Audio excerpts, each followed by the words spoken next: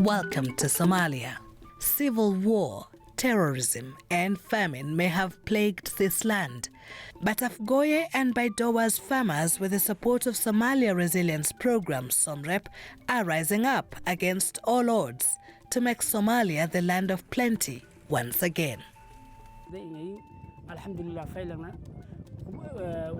wala kudirni way oo yaakina kudirni maahin beero dhalanayo awal caadi aan isku beeradkani beero kadib markuu arday walwiin saasamay ku helaan xanuun arday walwiin saasamay ku helaan laakiin isku beeradaani saytume iyo geedo wiin xanuun beeradaani kasay alhamdulillah markuu DRC yaana booqtay kadib wada hadal dheer iyo baahidaan markii arday.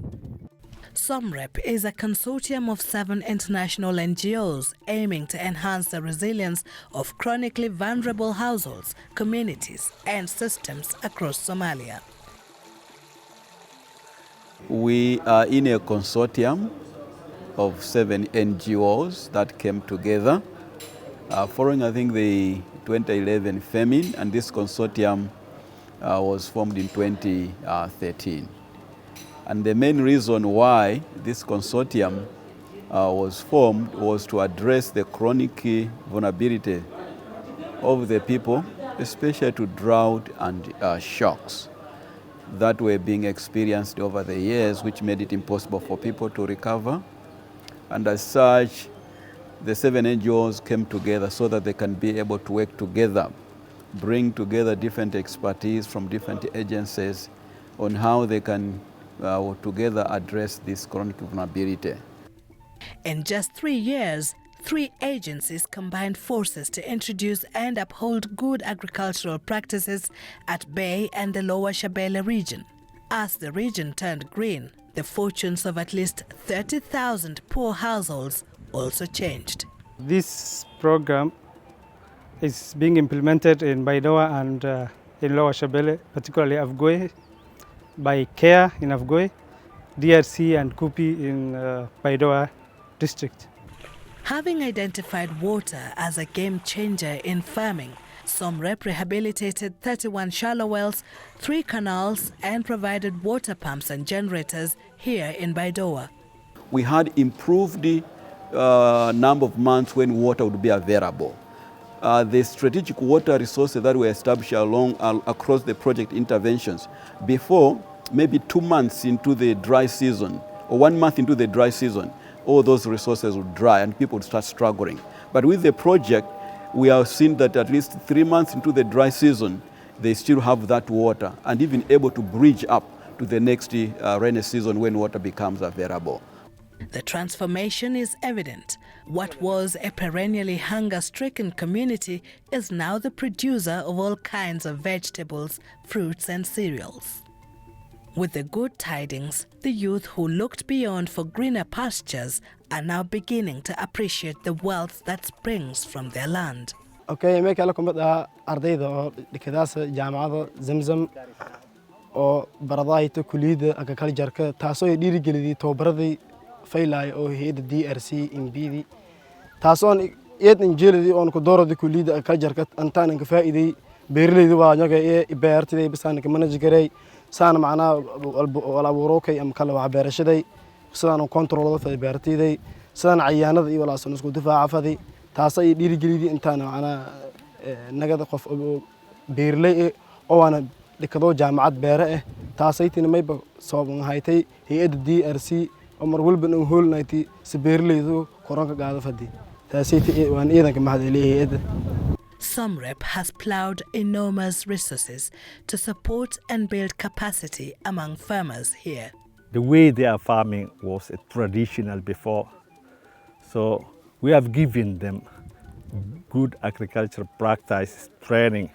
The knowledge that they have given them, they applied, and now the farmers they are using straw planting, they are using combuses, which was improved the soil fertility. So the production was increased. It's not like before.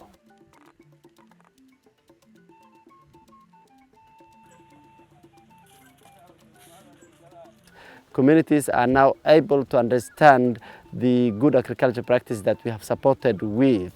They have produced different varieties, including vegetables, fruits, and also cereals.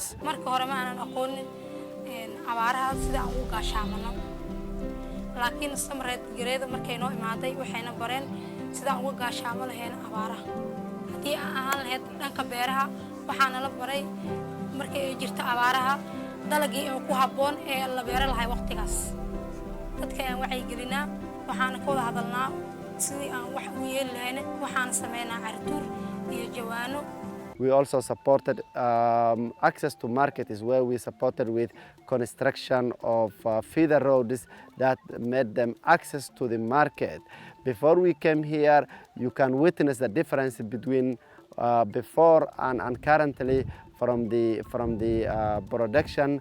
You see the impact of the seeds that we have distributed 3 years back, and today communities are able to sell their products to the market, the surpluses, and they also improved their livelihoods.